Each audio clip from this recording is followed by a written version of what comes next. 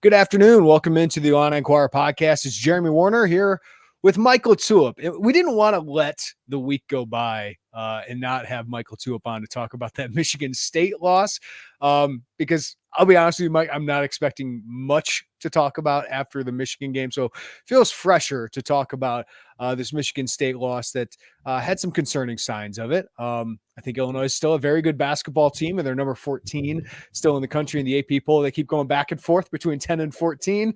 And to be honest with you, that's about where I think they should be. But how are you, Mike? Good afternoon, and thanks for joining us live on the YouTube channel here, man. I'm doing well. The sun is shining over here in Indy, so this is it's a great way to end the day. Yeah. So, Mike, what the hell happened at the end of the Michigan State game? You got an 8-point lead with under 7 minutes left, and I thought they were playing well. I thought the offense was humming, and I was thinking this could be the best win of the year for Illinois to win at that Breslin Center that was amped up. I think a Michigan State team that is a good team. It's played like a really good team for the last 2 months. So how did it all fall apart? Yeah, well, you hit on a good point because I think going into that game, I think I talked on pregame radio, but I said that this is your toughest test of the year. And have you played better teams? Sure, but I thought that with the environment you were going into, that's a desperate MSU team that needed that win to feel like they were at least on the right side of the bubble at this point, with still some time to play out here. But you like, how mentally tough can you be in this game? You've had a long layoff. You come in, there's not a ranking next to Michigan State's logo. Like what type of team do you want to be? And I thought for 34 minutes, it was a hell of an effort, really. But the collapse, you can factor in a lot of things. Obviously, not getting stops, turning the ball over, some shot selection, and we can go in any direction here, but all those things contributed. And coming off the Nebraska game, you kind of think that would rectify. Now, those were different in certain ways, in my opinion, but that was disappointing because I think if Michigan State won that game wire to wire, you'd maybe feel like, Michigan State's day, knew it was going to be a tough game. But the fact that you had it and then the game ended that way was disappointing. Brad Underwood just had a press conference. He called this team soft. What do you make of that? I mean, that's a strong word, but look, I think part of this it's not just the fact that they played soft in the last 5 minutes of that game. That's their defense is, I don't want to say it's a soft defense because that would be the wrong way to frame it. But when you play drop coverage, when you have a Coleman Hawkins, it's in a rover spot as opposed to being where I think he's most successful, even against a non-factor 5, up and drop coverage, being able to be active, get his hands on balls. When you play more of like a soft coverage, I feel like guys can kind of fall into that. Whereas if you're blitzing ball screens and if you're trapping in the post and there's just a natural physicality that comes along with that. But that's on everyone involved to just say, either you're tough because you're tough. Like, you're not tough because of the coverage. You're not tough because of the matchup that you have. You're tough because that's who you are when you step on the floor. Because if it's like oh man, I got to be tough this game, that means there's a switch. And switches are bad because, sometimes you can try to turn them on. Sometimes they don't come on. Like, it's got to be every single time. Like, you look at guys like Andres Feliz and Trent Frazier, and maybe that's a size thing. Yeah. Right, where there's a survival element to it. Because I do see, there's certain guys that come in there that play with that type of desperation defensively. And you just have to fight human nature if you're this team, because you are talented. Offensively, you're talented. Scored 80 points. Right. So what does that do for you defensively when you're like, you know what? It's not as dire because we can go take care of it on the other end. Because when this offense is taken off, the defense has kind of gone the opposite way. Who are those guys that you can rely on for that toughness, physicality, grit, all that right now? I mean, I think each guy possesses it in different ways. I think the guys that come to mind are like a Ty Rogers, are a I think I think of toughness when I think of Luke Goody. Yeah. I think of toughness when I think of a Coleman Hawkins and a Terrence Shannon. And like Damask isn't like a hit you, bulldoze you type of guy defensively, but Damask has toughness. Like they all have toughness. It's just finding ways to continue to bring that on every single defensive possession. Because the other thing that I'll say is they have had so many different defensive coverages. And that, like, I think there's a law of diminishing returns there at times as well, where it's like, hey, we're in drop, or we're switch 1 through 5, or we're switch 1 through 4, or now we're going to show this kind of zone that goes back to man. And there's just, so especially in a road environment, when you have all those different coverages and all those different defenses, if you're not going to communicate, that's one thing. But if you're not going to play with the requisite amount of toughness, now you can't even really cover up mistakes, because that's what toughness is. Like toughness and playing hard and all those things, it's not perfect, but you give yourself a chance in those moments. And I thought they were tough for a good part of that game. It's just down the stretch, they just kind of wilted. This is a defense that I thought could be elite this year. And early in the season, maybe it's the opponents that are playing Mike. But even against a team like Marquette, I thought this defense looked really good for most of that game. Why has it slipped to where over the last 5 games, it's allowing 81 points a game? Like, I just didn't see this coming. I thought this defense had such a high floor. It's partly what I mentioned with, I think, just there's a lot that they're doing defensively.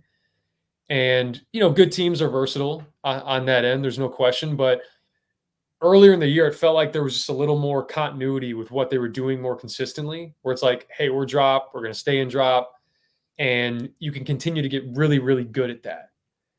And all this stuff factors in, because in drop, like you got to, Coleman Hawkins has to be really good. Dane Danger has to be really good, because they're the ones backpedaling into the paint. But as the season wears on, as you lose your legs a little bit, like, are you still getting through screens the same way? Because that's another thing that will just completely disrupt your defense and strain guys in different ways. So I think that has been a factor. I think the way they've played offensively has been a factor. They've played with more pace since the beginning of the season. So all that factors in too. But the only way for me, at least in my mind, to mitigate that is to just play your butt off. Like, play your butt off. And if it's playing your butt off for 3.5 minutes, cool. We got depth. Get somebody else in. Get you back out there. Like that group that they had out there, Goody, Damask, Hawkins, Shannon, Harmon, I think it was a little bit under the 14-minute mark, all the way down to like the 6-minute mark that group was in with each other without any substitutions. And they built that lead. So, but you have to be able to dial in and lock in. Like, you get to February and March, man. It's like, I can talk about coverages all day. I can talk about this and getting over, but it's effort. Still, that said, does Underwood need to simplify things defensively? What should he do? Is there like 1 or 2 coverages that they should run on more often? Well, I think you gotta ask yourself if 2 things are happening, because you've always heard me say this when it comes to film, when it comes to adjustments, all those things. If you're not giving 100% effort, and I don't want this to sound like this team doesn't play hard, because this team plays hard. Mm-hmm. It's just making it more consistent and playing smart too. I think you can factor that in as well, staying focused. Like, are you doing those things, and are you communicating first? Because I think you can run all these different coverages and, hey, we're switching 1 through 5 now and switching 1 through 4 if you're communicating and if you're playing hard all the time. But if you feel like that's an issue, then now you can't properly judge whether or not you should make an adjustment, unless it's just like, hey, we just need those other 2 things to happen, communicating and playing hard. Yep. But I do think there's probably a simplification element to it. They did it offensively. Mm-hmm.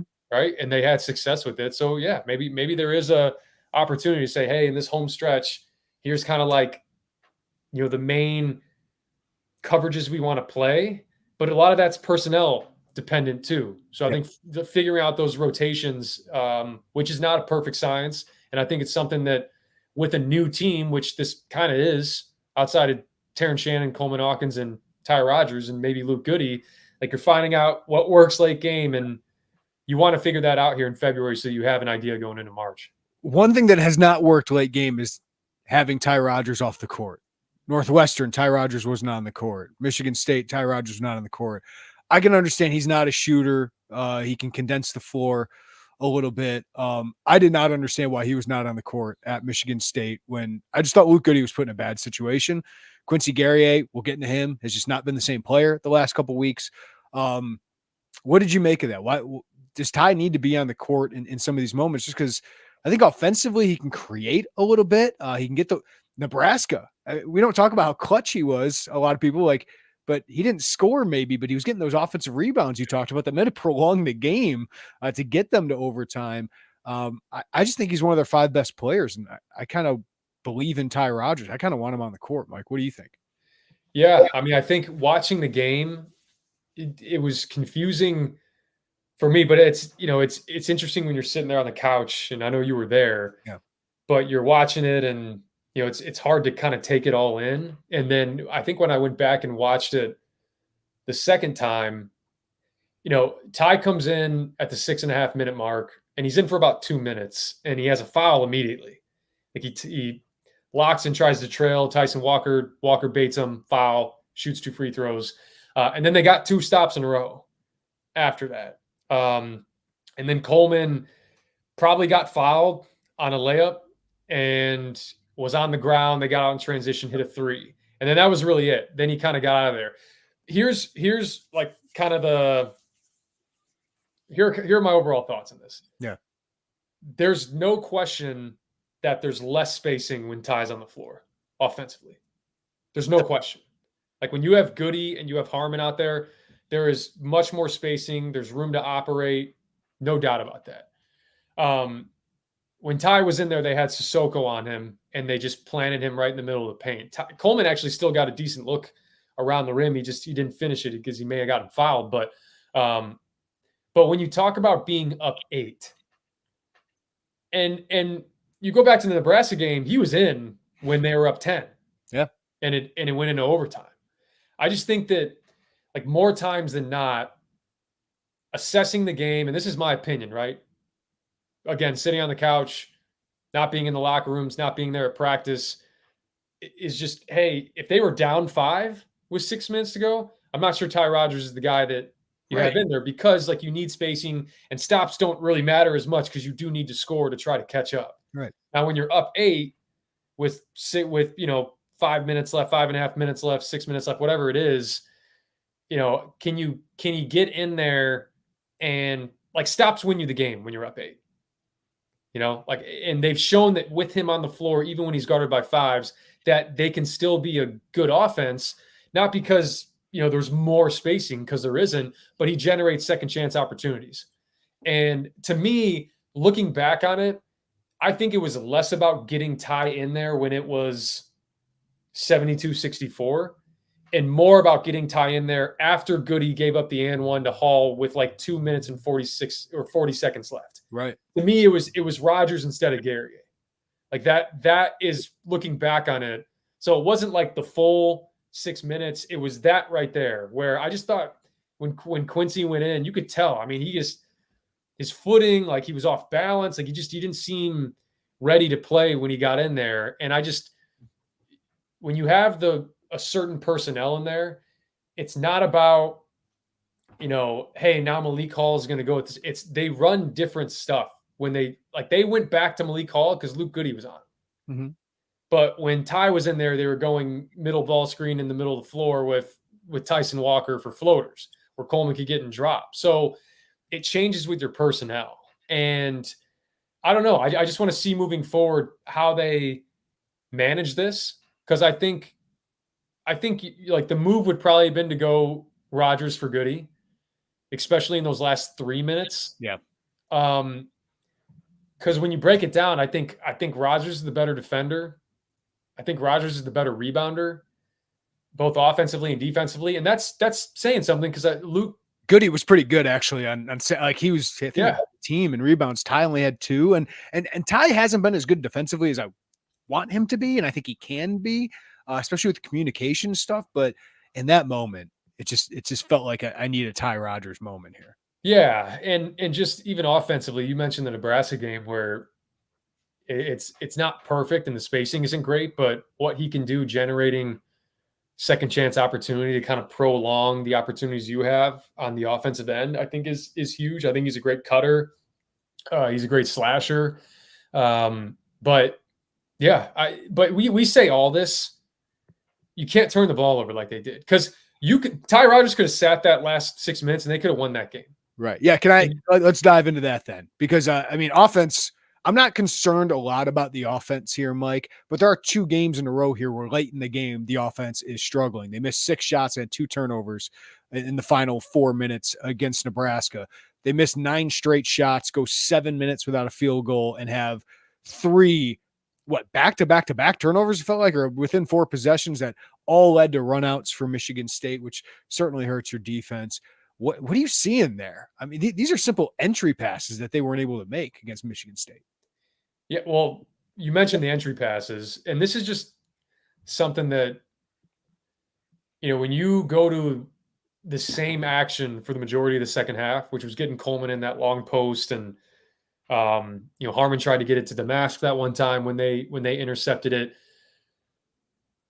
Smart players like a AJ Hoggard, like a Tyson Walker, like those type of guys that are on the ball, Jay Nakins, when you give them a steady diet of where that action is starting from, right? Whether it's, hey, we're going to get it onto the left, 8 to 19 feet with Coleman, he's going to back down to 19 feet with Damask, he's going to back down. Even if that's the action you're getting to, in a game like that where things get tight, officiating gets tight, and like they're not going to call as much, like you can't dribble up the left side of the court the whole time, pick up the ball, enter it. Mm-hmm. Like there's got to be like a false action to get back over to that side. Because one, you move the defense at least once. You don't let them kind of park and set up like they did. And granted, like Illinois has had success doing this too, but maybe it's, hey, I'm Justin Harmon. We want to enter it to Marcus Damask. We got Terrence Shannon here on the right wing. Goody's space. Let me go dribble handoff, weave, right? Or dribble handoff with Terrence Shannon, come with his left hand. And like that at least gets the attention of the defense to where now we can enter it to Damask. Or maybe if they blow a switch, like we just got Terrence playing up top and can get downhill. Because I think like they've really tried to slow things down and go to that booty ball and more NBA style, but having other ways to get into that, especially late game, when teams are going to load up, when teams know that's what you're going into, I think that'll alleviate some of that and not have you have to play in such close quarters. Are you seeing anything with shot selection at the end of games? Like Terrence has had moments in these last few games where he's looked like all Big Ten first team Terrence Shannon. He certainly looked like that for most of the game against Michigan State. Missed 6 straight shots in the game. Nebraska missed a bunch of shots towards the end of the game. Are you seeing anything with shot selection, or the shots they are getting at end of games, or are they just not making them? It's a little bit of both. I mean, I think they did get some good shots. Like even when I think it was 72-64 and they got a stop and then came down. This is when Goody was in the game and Hawkins had a great skip pass. Yep. Goody with no one in the zip code. Yep. So like they got good looks. The ones that I have some pause with, and it's tough to say you have pause because we've seen them do it, but the ones where there's no kind of inside out look and it's just east west and it's a Terrence Shannon right wing catch and shoot 3. Because I think when it was 74-72 or maybe 72-72, whatever it was, Terrence had the same type of look, but just drove with his right hand, attacked Malik Hall on a switch and got downhill and got fouled and shot free throws. So I get that in that position, it's like knockout punch. Because the reality is if he does hit one of those threes, they might win the game. Right. So that's kind of the part that you're like, do we live with that? Do we not live with that? It's just on these players to say, okay, we're up 8. What are the 2 most important things? It's getting stops and it's taking care of the ball. I should say 3. Getting stops, taking care of the ball, shot selection. Like if you take care of 2 of those things, you might win the game, right? If you're not really getting stops, but your shot selection's good and you're taking care of the ball, you have a chance. If you're turning it over a little bit, but when you do get shots on rim, they're good shots and you're getting stops, you give yourself a chance to win. And so you see what I'm getting at. It's just, it can't be a breakdown of all 3, which it kind of was at certain times in that game. Because the best offense for Illinois is getting a shot up. Right.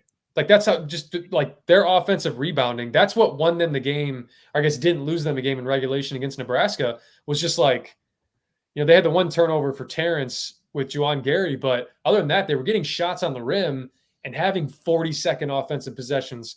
Ty Ryder's getting it, tapping it back out, extending those possessions. So, that is those 3 key areas late game, and they got to find a way to rectify that. Mike, when we come back, I want to talk about 2 of the slumping seniors here on this team. Also talk about a little bit of positives from Michigan State, I thought, especially offensively, and look ahead to the 2 games this week. We'll do that after we hear from one of our great sponsors. This episode of the Illini Inquirer podcast is brought to you by BetterHelp. A common misconception about relationships is they have to be easy to be right, but sometimes the best ones happen when both people put in the work to make them great. Therapy can be a place to work through those challenges you face in all your relationships, whether with your significant other, friends, work, or anyone. Guys, I know you can go through life and everything's going well, but there are things you still need to be talking through, especially in your relationships. I know my wife and I talk through a lot of these things, but sometimes it really helps to talk with someone else. It's helpful for learning positive coping skills and how to set boundaries. It empowers you to be the best version of yourself. It isn't just for those who've experienced major trauma. So if you're thinking of starting therapy, give BetterHelp a try. It's entirely online, designed to be convenient, flexible, and suited to your schedule. Just fill out a brief questionnaire to get matched with a licensed therapist and switch therapists at any time for no additional charge. So become your own soulmate, whether you're looking for one or not. Visit BetterHelp.com/Illini today to get 10% off your first month. That's BetterHelp, HELP.com/Illini. All right, Mike, Terrence Shannon, 28 points, his most productive game since coming back. I just thought he was so aggressive, getting to the rim. Started the game 7 of 13 from the field, 2 of 4 from 3, and 12 of 13 from the free throw line. You needed that type of performance to have a chance in East Lansing. And then I just thought Coleman Hawkins in that booty ball was so good, dicing up Michigan State. Just I think he assisted on 5 of the 11 made threes for Illinois in that game. That's what you need from your stars. Like, they need a little bit more help, but those guys I thought were really encouraging. Yeah, I mean, really encouraging to see Terrence get back to the free throw line at the rate he was getting there before the suspension. And then I thought his activity on the offensive glass was tremendous. Yeah, great point. He is such a weapon on the offensive glass and can really, really continue to help them in that area when he pursues it. And Coleman was a stud. I mean, you saw early in that half, really a set play out of the gates. It looked like to get Quincy going. They pinned in on the backside, had Coleman skip it, hits a 3, and he just was making all the right reads out of it. He's so smart. I think he's, he can be somewhat, underrated when he gets to back downs against smaller guys. And so for him to be able to put his imprint on the game in that way, when it's usually a Damask or it's usually some of these other guys that are doing some of these back downs, I thought was great, because his vision is tremendous. And look, these 2 guys are just, if Illinois wants to accomplish what they want to accomplish, I mean, these 2 guys, man, have to continue to be lights out. Now, Terrence late, some of those shots he took late were just kind of, the layup at the end, that's, Terrence Shannon makes that right 99 times out of 100. But yeah, I mean, just him continuing to try to be smart with shot selection late. But they were a huge reason why they were up 72-64 with time winding down. So if they tighten the screws a little bit, late game. I mean, this is, again, this team, it's all there. Like to me, it's all there. It's just about, getting a complete 40-minute effort. Yeah, I thought you made a great point. Some of those toughness, rebounds, putbacks, I thought were just massive. And the little things that Terrence Shannon was doing before that suspension, those are the great things I think to see. One thing that's concerning me now is, I didn't, maybe it was a game or two. I didn't want to react too much, but Quincy Guerrier had such an 11-game tear where he averaged about 16 points, 9 rebounds from December through January, shot 43% from three. But last 4 games, 5.5 points, 4.5 rebounds. And I'm just not seeing the same bite. Like, I'm not seeing the same physicality from him on either side of the floor. What does Illinois need to do to get him right? Because he's such an X factor. No, he is. Yeah, he is. I mean, a lot of times, think about when Jacob Grandison was really good. Yeah. Like when Jacob Grandison was really good for those teams, they didn't lose very often because it's like an added scoring punch. It's, he makes toughness plays. And that's what Quincy has to kind of dial back in. And again, I'm not there at practice, locker room. I know he just had a kid. Yeah. There's a lot there in addition to being a college athlete that you have to probably kind of compartmentalize. But for him, it starts with his effort. It just does. He's cross-matched on Tominaga against Nebraska and doesn't have any offensive rebounds. Now, Tominaga did a heck of a job of blocking out like shorter guys do when they're trying to survive a cross-match like that. But I just mentioned Coleman Hawkins and Terrence Shannon, just what they can do for this team. And when you forecast what this team can do moving forward, Quincy's a big part of that too. Marcus Damascus is a big part of that too. Like they're going to need all these guys at a bare minimum. Like, because I watch Quincy and there's guys that when you question effort or you're like, man, do they care? Like, I think Quincy cares. And it's almost like it's less of an effort thing and more of a focus thing. Because when you're focused, you can get yourself to the right place. You can be in the right place, positionally, and you can do all those things, and you put yourself in the right spot. So that's the next step for him. Now, as they've changed some things and gone to more booty ball and back downs, like Quincy really started to, I guess, sprout when, like, I think about the Mizzou game, like the FDU game, the Colgate, like those where guys are getting downhill. Maybe there's help off the strong side corner, drive and kick. There's a little more kind of standing and finding your spot. Because I feel like Quincy, where he was making a killing, was from those corners. Yeah. And now it's like he's kind of shifting around and they're cutting through. And where am I going to get the looks? And but all that to say, if he plays with just the intentionality and the focus that he's fully capable of doing, because we've seen it, this team will for sure hit another gear. I thought among all the players, the playing time would most be impacted of Terrence Shannon's return. I thought Justin Harmon would get fewer minutes. He's actually averaging the same. 25 minutes when Terrence was out in 7 games, or about 7 games, 25 minutes in the 5 games coming back, but his point total is kind of halved there. What do you see there? Because again, like this guy playing a lot of minutes, not getting a ton of production out of him, but we know, again, he's another huge X factor to help those, 3 main stars we talk about. Yeah, I think Justin's been really good. I think when you look at I don't put the most stock into plus minus, but for this guy, it's just game after game, it's kind of hard to deny, especially in Big Ten play.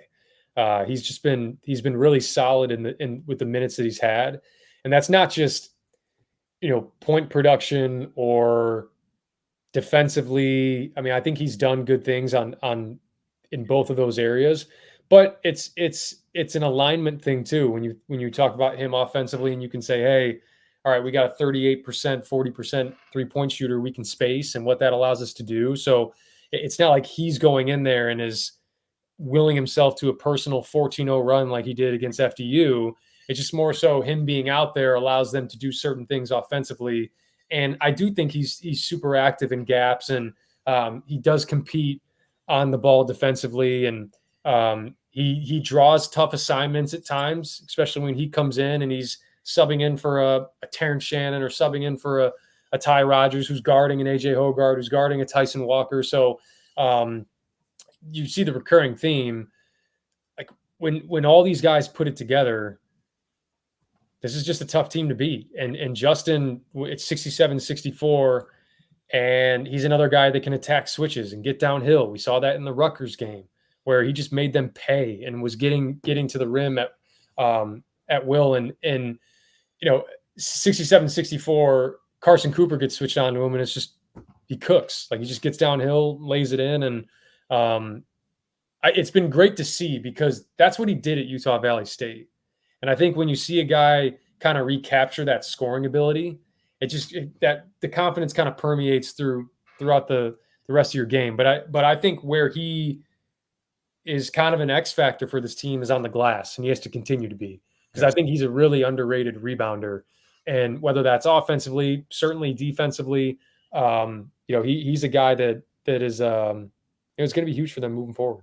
Illinois hosts Michigan, the last place team in the Big Ten, a team that will be without Doug McDaniel, their best player, and their offense has been putrid on the road without him, averaging about 61 points, shooting about 38% when he doesn't play in these road games. What do you want to see from him on Tuesday night against the last place team in the Big Ten at home? It's toughness, right? Like, once again, what does this win do for your resume? Not much if you do win. What does it do for your net ranking? Not much if you do win. So, can you go out and give an all-out 40-minute effort when the incentive is really just adding another win in the win column for the Big Ten race, for the NCAA tournament? Like, that has to be the thought process. Because if this Illinois team comes in and says, man, let's recapture who we were defensively. Man, let's work to get good shots. Let's play with an all-out effort. They'll run this team off the floor. Right. But if you don't do those things and you let a team like that just knocked off Wisconsin a couple days ago or a week ago, anything can happen. I mean, I truly think all these Big Ten teams, albeit the top, I don't think is as great. I think you have Purdue, you have Illinois, Michigan State's surging. You got Wisconsin. But the middle to bottom is still I just still think they're really dangerous. Like, they're dangerous enough to where you think if you want to come in and take a night off at the State Farm Center, they can beat you. Indiana, right? Yeah. Indiana, same thing. I didn't even have Khalil Ware. It didn't matter. Now, I know, like, Doug McDaniel's a massive loss for them, but I don't know. I mean, there could be a 25-point game from Kamwa. There could be, Barnett could get going. Like, there's a lot of things that could happen. You don't want to leave it up to chance. Go in there and just, plant your flag, at midcourt of the State Farm Center. And if you play with that effort and toughness, this is, that's a win. Yeah. And it's a team that I feel like, man, if you deal them a couple blows early, Mike, we've seen with this Michigan team on the road, especially, like, they might not be able to get up. Like, they might not get off the mat. Like, I've seen that with that. At Maryland, not currently a quad one opportunity.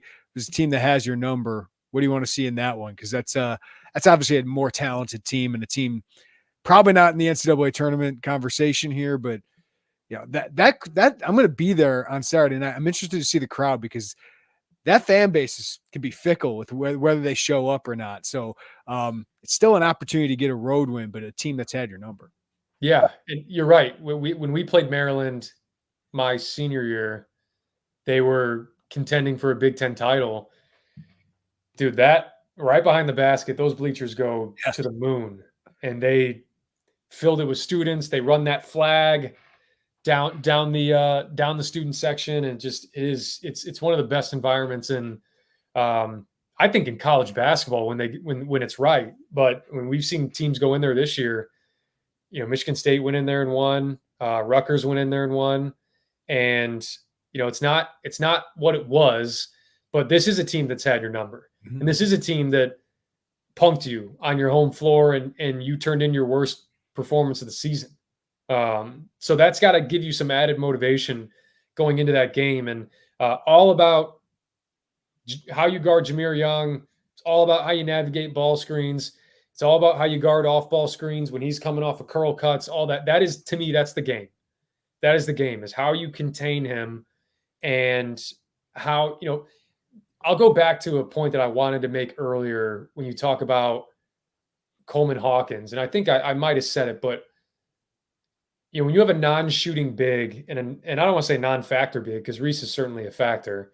That's more reserved for like the Carson Coopers right of the world where like you're just planted in the paint. I just think that like when Coleman's in that rover spot, it's a great spot because he can see things. He's so smart, knows where actions are coming from, point, talk, air traffic control.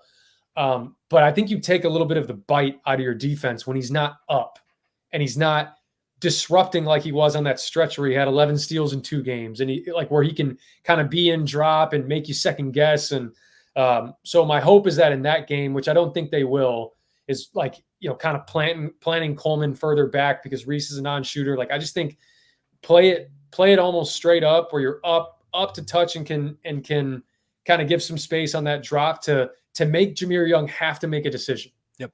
And also with Coleman Hawkins, stay on the floor. Yep. That's that hurts you against Maryland the first time around. He's off the floor for the end of the game. He's off the floor at the 8-minute mark in the first half, but I think he did come in at the end of the first half with 2 fouls, but he is so important to this team. But those fouls impacted him, the way he defended, right? Like you could tell, like you just try not to get a foul and he's their rim protector. So it's just, let's not thought it was a soft tee. And I know he didn't like it, but I do think because of his emotions of how he acts and the histrionics he has, the refs aren't taking it right now from him. I mean, 2 tees in 3 games, not a lot of players get that for that. So I think they're quick on him, and I think he's got to be aware of that now, Mike.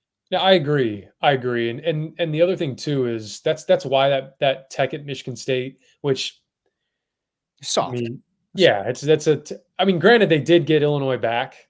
They made up for you with the Akins one, but yelling at the team. Here's what I don't understand.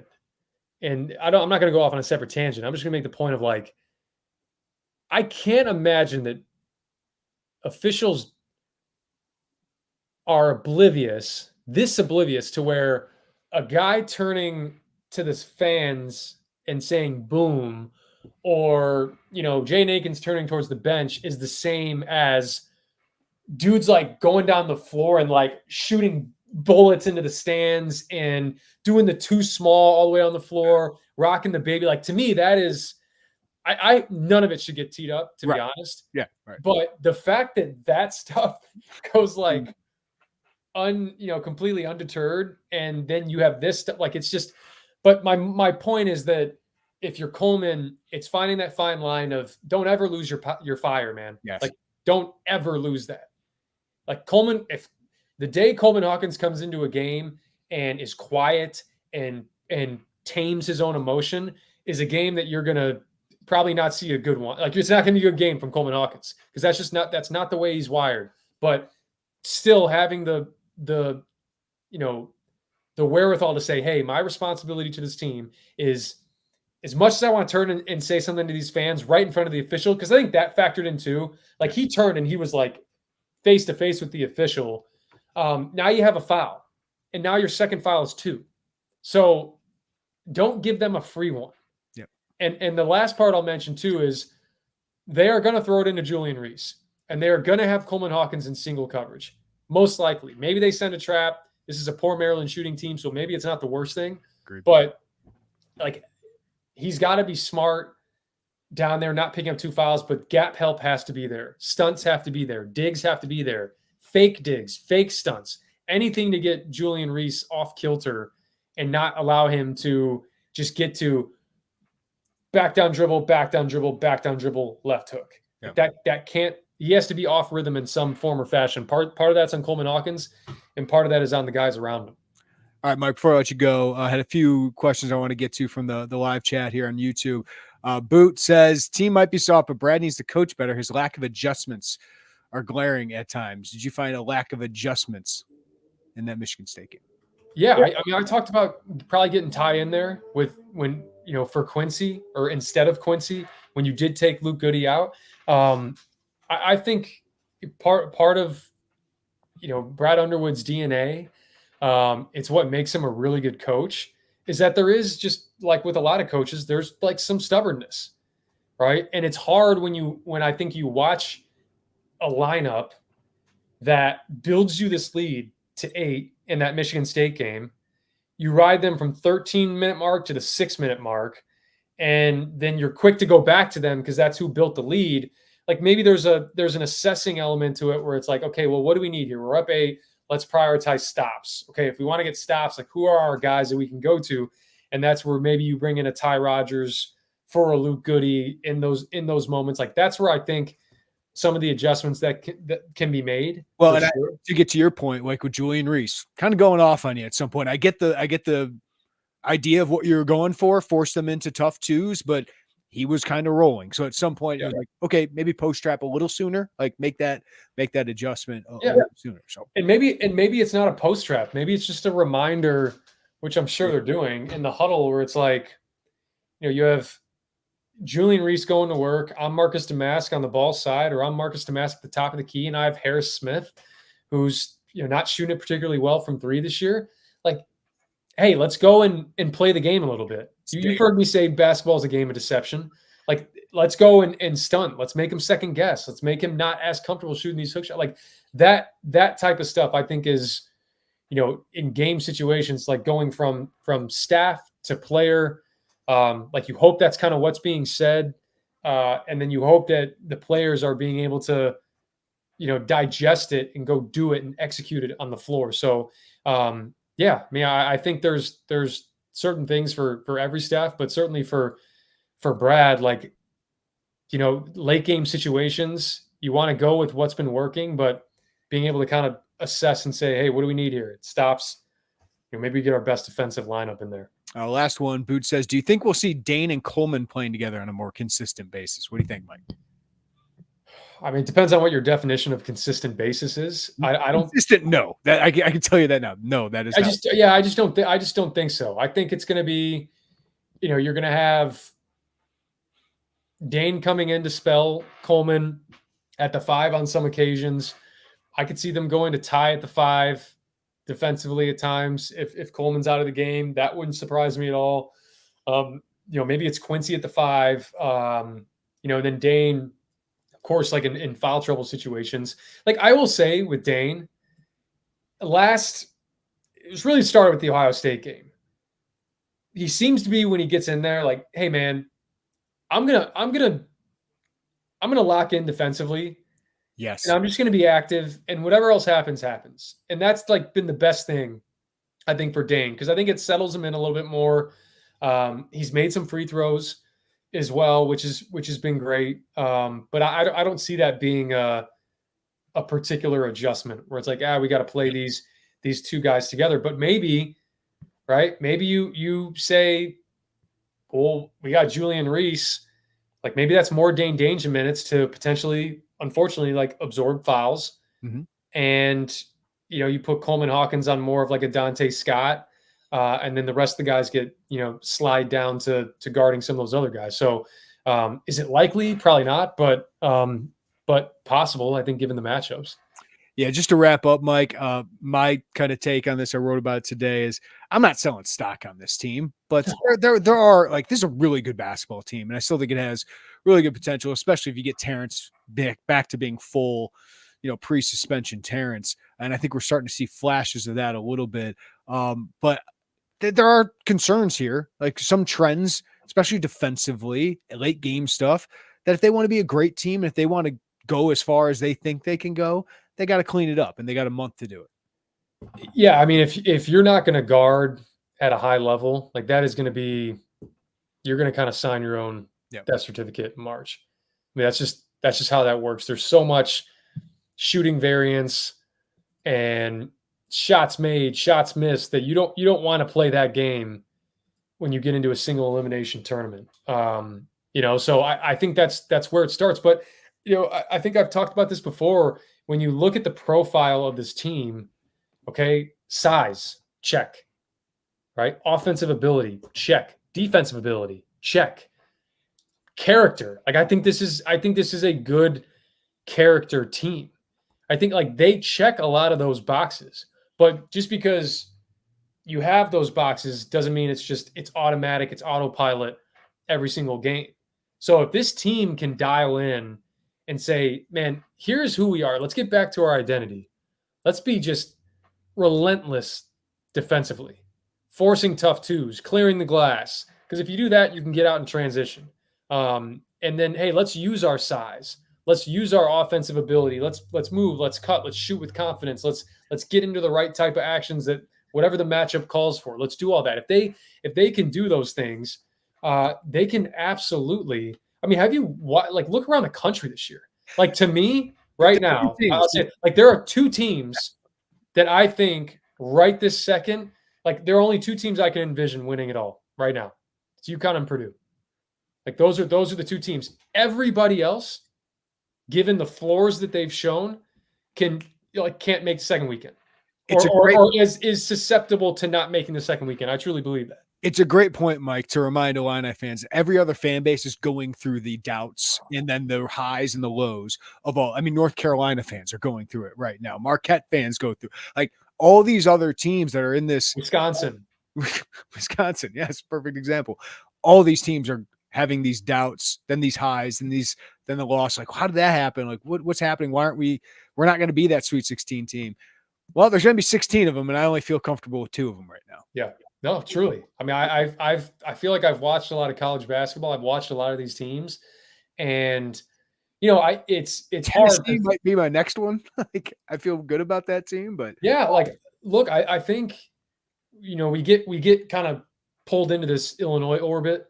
Yeah, where it's like if we're not watching Illinois games, we're watching Big Ten games. And if it's not a Big Ten game, it's an Illinois game. And when you watch college basketball, it's just. There is, and this is kind of my theory on this is the transfer portal and what it's done the last few years. Because when you go back, there's some college basketball accounts that will post like, here's the AP poll from 2018, week 14. And you'll see Villanova and you'll see Kansas and you see all these teams and they're 21-1, 21-2, 20-2, 22-2. Like, and right now, I think in the top 25, there's 2 2-loss teams. Yeah. And it's UConn and Purdue. The rest of the teams are, I think, at least 3 losses or more. So my theory is that the transfer portal has raised the ceiling for teams. It's all 5 losses or more to be like, I'm looking at it. Yeah. Like UConn, Purdue, Houston has 3. Everyone else, like in the top 20 of the KenPom, has 5 losses. Yeah. So like, I think what you've seen is because you can get a quick influx of talent via the portal, right? Like teams can reload quicker. And that I think continues to give you a ceiling, right? Like you still have a ceiling. But the fact that there's these overhauls of rosters and continuity isn't fully developed, floors are lower. Mm-hmm. Floors are lower now than they have been in like probably ever in college basketball. So you don't want to be one of those teams that is playing catch up all year to try to get continuity and it's too late in March. Try to find it, capture it, because if you capture it, you're going to face a hell of a lot of teams in March that have not. I can guarantee that. So that's why this month of February and ascending to that point is so important. Because man, if there's a year to do it, it's this year for sure. Yeah, and just perfect example. I say Tennessee, they just lost by 16 on the road at Texas A&M. So there you go. Just kind of a perfect example of it. Mike LaTulip, you are the goods. Thanks for coming out with us. We appreciate it as always, man. Appreciate you, man. Thanks for everybody on the live YouTube channel. Hit the like button, subscribe to us, hit the notifications bell as well. Thanks to everybody on the podcast for listening there. Rate us, review us, and follow us wherever you get your podcasts. Everybody have a great day. Take care of each other. We'll talk to you next time on the Illini Inquirer podcast.